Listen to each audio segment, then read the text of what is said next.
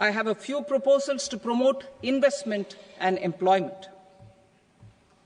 It is proposed to provide a presumptive taxation regime for non-residents who provide services to a resident company that is establishing or operating an electronics manufacturing facility. I further propose to introduce a safe harbour for tax certainty for non-residents who store components for supply to specified electronics manufacturing units. Presently, the tonnage tax scheme is available only to sea-going ships. The benefits of existing tonnage tax scheme are proposed to be extended to inland vessels registered under the Indian Vessels Act 2021 to promote inland water transport in the country. Extension for incorporation of startups. We continue to support the Indian startup ecosystem. I propose to extend the period of incorporation by 5 years to allow the benefit available to startups which are incorporated before 1/4/2030. In order to attract and promote additional activities in the IFSC, I am inter alia proposing specific benefits to ship leasing units, insurance offices, and treasury centres of global companies which are set up in IFSC. Further, to claim benefits, the cut-off date for commencement in IFSC has also been extended by 5 years to 31/3/2030. Category 1 and Category 2 AIFs are undertaking investments in infrastructure and other such sectors. I propose to provide certainty of taxation to these entities on the gains from securities, to promote funding from sovereign wealth funds and pension funds to the infrastructure sector.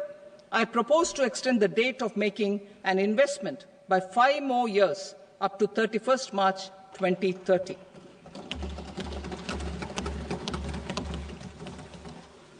Personal income tax reforms with special focus on middle class. Democracy, demography, and demand are the key support pillars in our journey towards Vikasit Bharat. The middle class provides strength for India's growth. This government, under the leadership of Prime Minister Modi, has always believed in the admirable energy and ability of the middle class in nation building. In recognition of their contribution,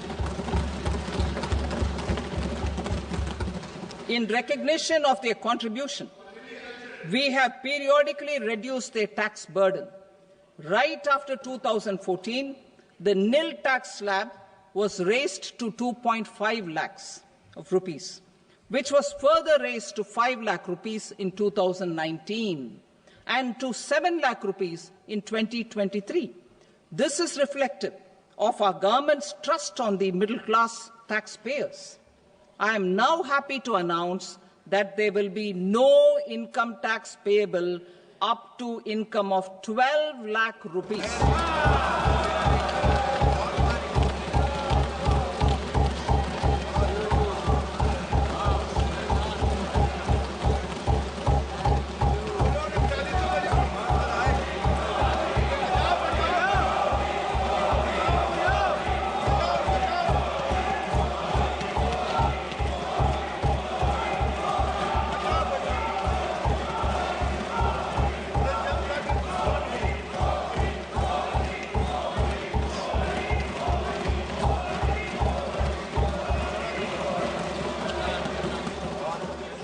So, average income of 1 lakh per month, other than the special rate income such as capital gains, under the new regime.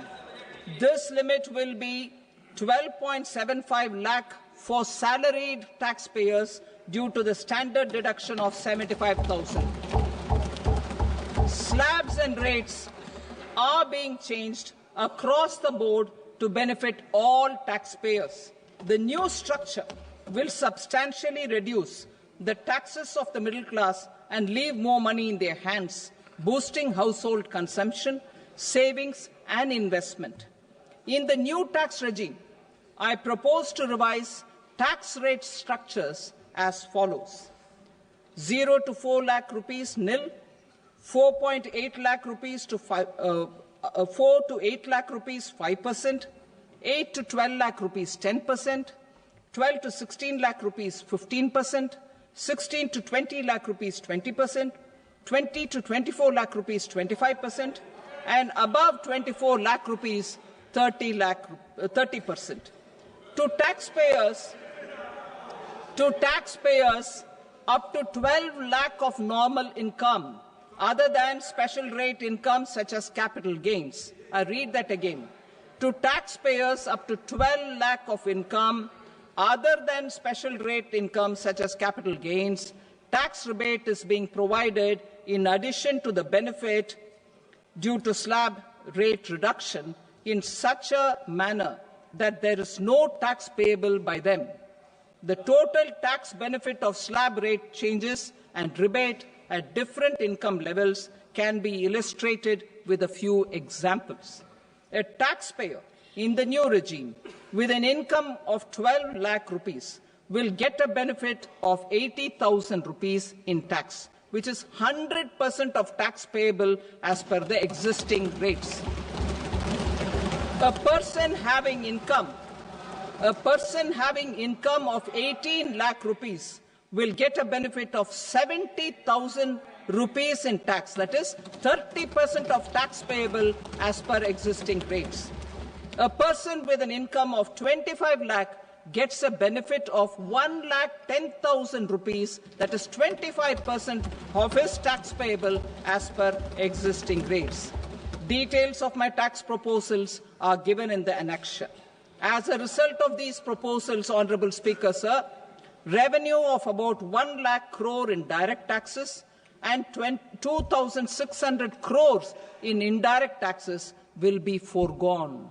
Mr. Speaker, sir, with this, I commend the budget to this august House. I present the budget for 25-26. This budget continues our government's efforts to A. Accelerate growth, B. Secure inclusive development, C. Invigorate private sector investments, D. Uplift household sentiments, and E. Enhance spending power of India's rising middle class. Together, we embark on a journey to unlock our nation's tremendous potential for greater prosperity and global positioning under the leadership of Honourable Prime Minister Shri Narendra Modi. As we complete the first quarter of the 21st century, continuing geopolitical headwinds suggest lower global economic growth over the medium term. However, our aspiration for a Vikasit Bharat inspires us, and the transformative work we have done during our government's first 2 terms guides us to march forward resolutely. Our economy is the fastest growing among all major economies. Our development track record for the past 10 years and structural reforms have drawn global attention. Confidence in India's capability and potential has only grown in this period. We see the next 5 years as a unique opportunity to realize Sabka Vikas, stimulating balanced growth of all regions. The great Telugu poet and playwright Gurujada Apparao had said, "Deshamante matti kadoy, deshamante manushuloy," meaning a country is not just its soil, a country is its people.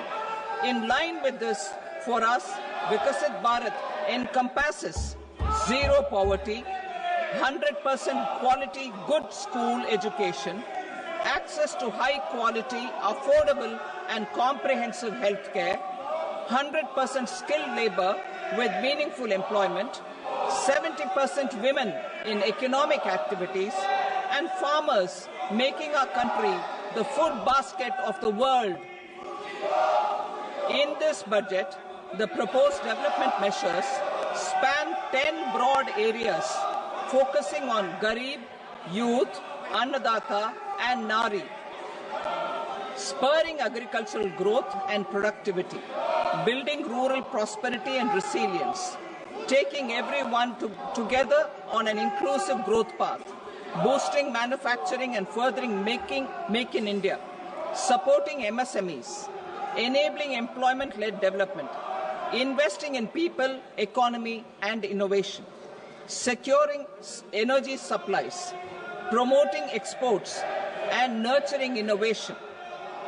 For this journey of development, our four powerful engines are agriculture, MSME, investments, and exports. The fuel, our reforms, our guiding spirit, inclusivity, and the destination, Vikasit Bharat. This budget aims to initiate transformative reforms across 6 domains. During the first 5 years, these will augment our growth potential and global competitiveness. The domains are taxation, power sector, urban development, mining, financial sector, and regulatory reforms. Agriculture as the first engine. Now I move to specific proposals, beginning with agriculture as the first engine.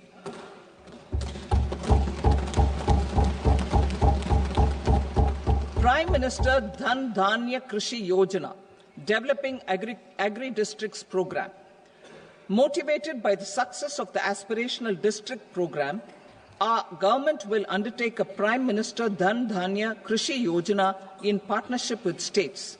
Through the convergence of existing schemes and specialized measures, the program will cover 100 districts with low productivity, moderate crop intensity, and below average credit parameters.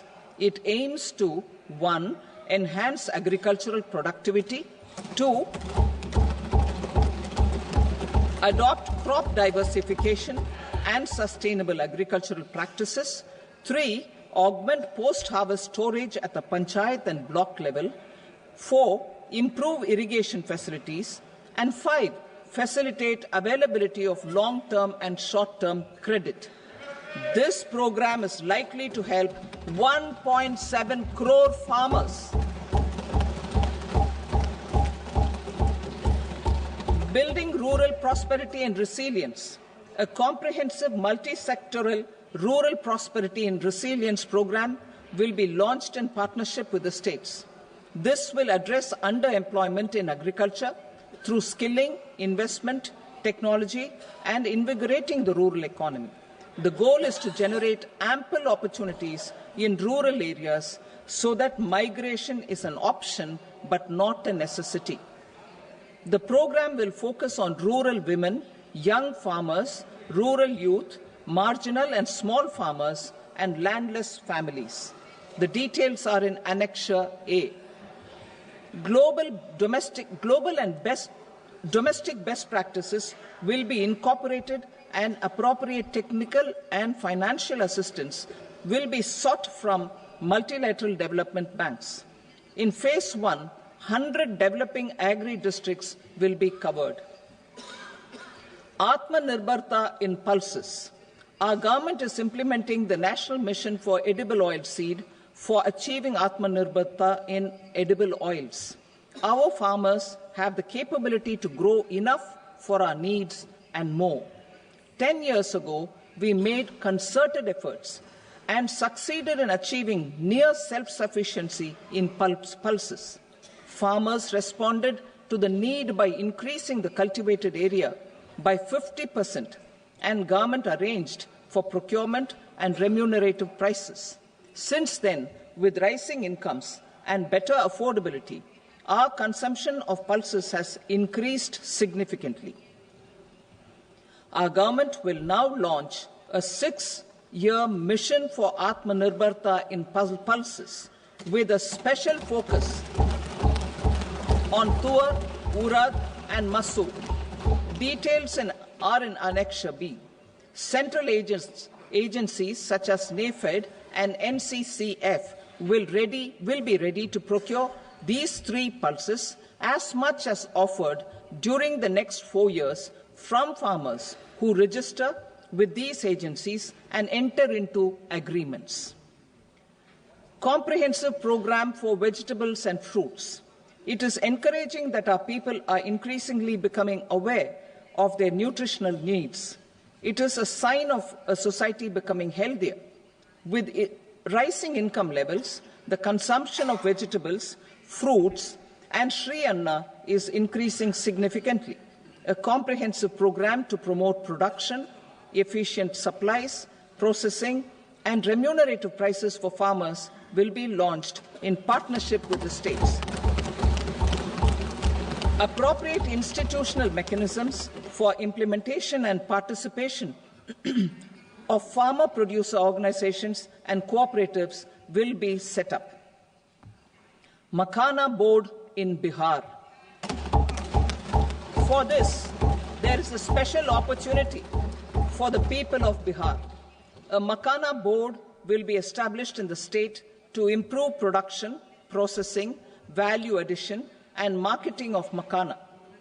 The people engaged in these activities will be organized into FPOs. The board will provide hand-holding and training support to makhana farmers and will also work to ensure they receive the benefits of all relevant government schemes. A national mission on high-yielding seeds will be launched, aimed at 1. Strengthening research ecosystem, 2. Targeted development and propagation of seeds with high yield, pest resistance, and climate resilience, and 3. Commercial availability of more than 100 seed varieties released since July 2024. India ranks second largest globally in fish production and aquaculture. Seafood exports are valued at 60,000 crore rupees.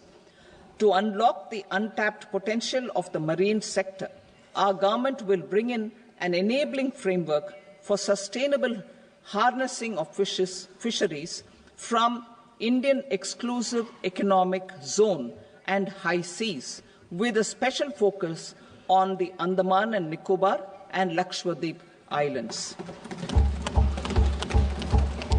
For the benefit of lakhs of cotton growing farmers, I am pleased to announce a mission for cotton productivity. This 5-year mission will facilitate significant improvements in productivity and sustainability of cotton farming and promote extra long staple cotton varieties. The best of science and technology support will be provided to farmers. Aligned with our integrated 5F vision for the textile sector, this will help in increasing incomes of the farmers and ensure a steady supply of quality cotton for rejuvenating India's traditional textile sector. Kisan credit cards facilitate short-term loans for 7.7 crore farmers, fishermen, and dairy farmers. The loan limit under modified interest subvention scheme will be enhanced from 3 lakh rupees to 5 lakh rupees for loans taken through the KCC. For Atmanirbharta in urea production, our government had reopened 3 dormant urea plants in the eastern region. To further augment urea supply, a plant with annual capacity of 12.7 lakh metric tons will be set up at Namrup in Assam.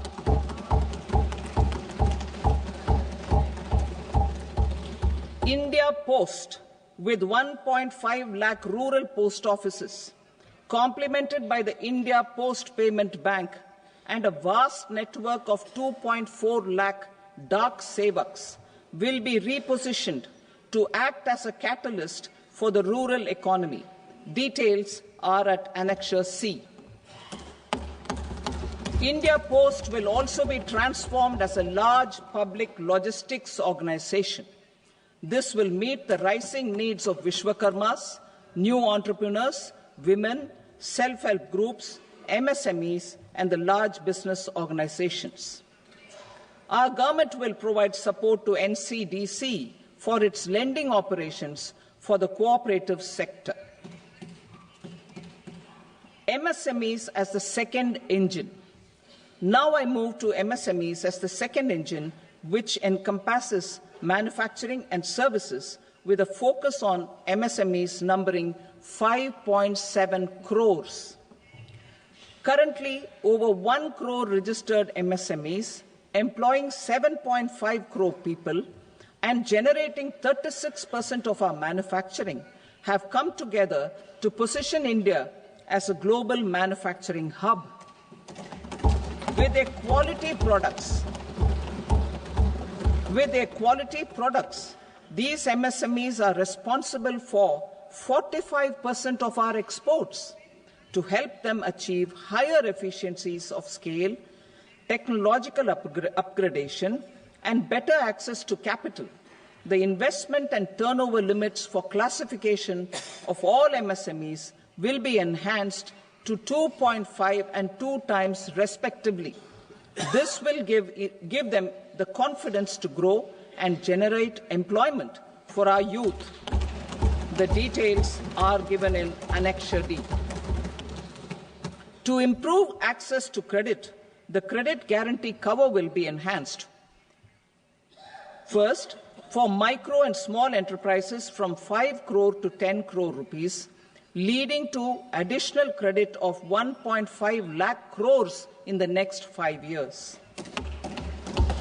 Second, for startups from 10 crore rupees to 20 crore rupees, with the guarantee fee being moderated to 1% for loans in 27 focus sectors which are important for Atmanirbhar Bharat. And for well-run exporter MSMEs, for term loans up to 20 crore rupees. Also for the micro enterprises, we will introduce customized credit cards with a 5 lakh rupee limit for micro enterprises registered on Udyam portal. In the first year, 10 lakh such cards will be issued. Fund of funds for startups. The alternate investment fund, AIFs, for startups have received commitments of more than 91,000 crores rupees.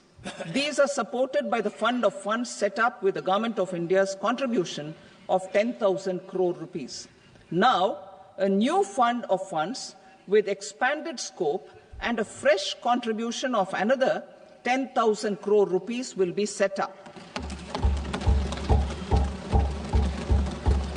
A new scheme will be launched for 5 lakh women, scheduled castes and scheduled tribes, first-time entrepreneurs. This will provide term loans up to 2 crore rupees during the next 5 years. The scheme will incorporate lessons from the successful Stand Up India scheme. Online capacity building for entrepreneurship and managerial skills will also be organized. Measures for labor-intensive sectors. To promote employment and entrepreneurship opportunities in labor-intensive sectors, our government will undertake specific policy and facilitation measures. To enhance the productivity, quality, and competitiveness of India's footwear and leather sector, a focus product scheme will be implemented. The scheme will support design capacity, component manufacturing, and machinery required for production of non-leather quality footwear, besides the support for leather footwear and products.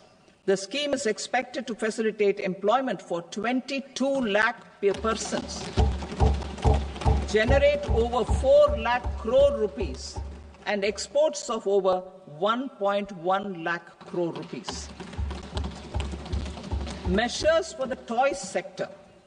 Building on the National Action Plan for Toys, we will implement a scheme to make India a global hub for toys. The scheme will focus on development of clusters, skills, and a manufacturing ecosystem that will create high-quality, unique, innovative, and sustainable toys that will represent the Made in India brand. Support for food processing. In line with our commitment towards Purvodaya, we will establish a National Institute of Food Technology, Entrepreneurship and Management in Bihar. The institute will provide a strong fillip to food processing activities in the entire eastern region. This will result in 1. Enhanced income for the farmers through value addition to their produce, and 2. Skilling entrepreneurship and employment opportunities for the youth. Manufacturing mission, furthering Make in India. Our government will set up a national manufacturing mission covering small, medium and large industries for furthering Make in India by providing policy support, execution roadmaps, governance and monitoring framework for central ministries and states. Details are in Annexure E. Given our commitment to climate-friendly development, the mission will also support clean tech manufacturing. This will aim to improve domestic value addition and build our ecosystem for solar PV cells, EV batteries, motors and controllers, electrolyzers, wind turbines, very high voltage transmission equipment and grid-scale batteries. Investment as the third engine. Now I move to investment as the third engine, which encompasses investing in people, investing in the economy, and investing in innovation. Investing in people. Saksham Anganwadi and Poshan 2.0.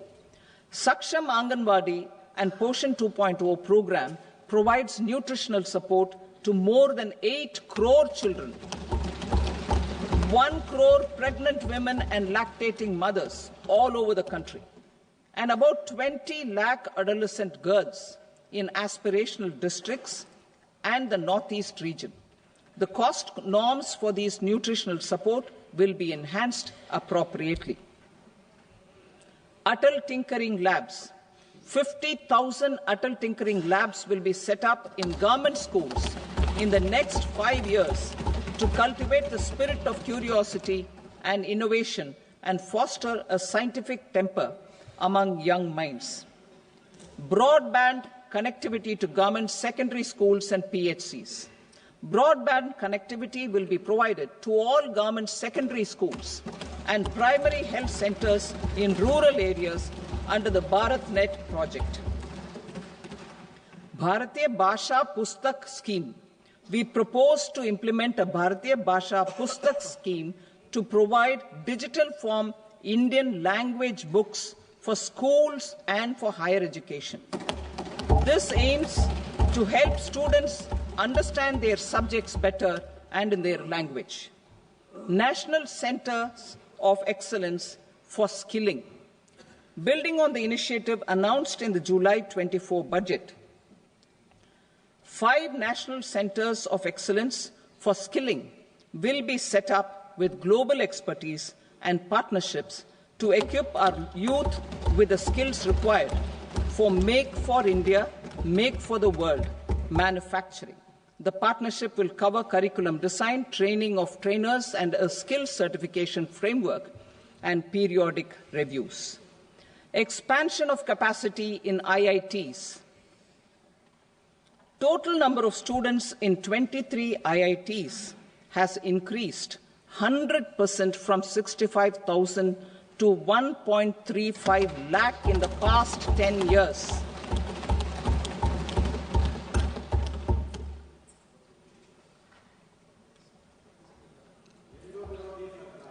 Additional infrastructure will be created in the 5 IITs started after 2014 to facilitate education for 6,500 more students. Hostel and other infrastructure capacity at IIT Patna will also be expanded.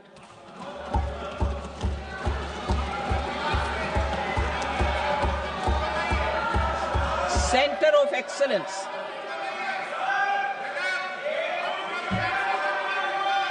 Center of Excellence in AI for Education.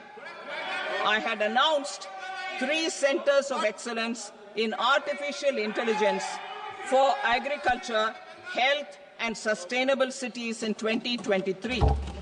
Now a center of excellence in artificial intelligence for education.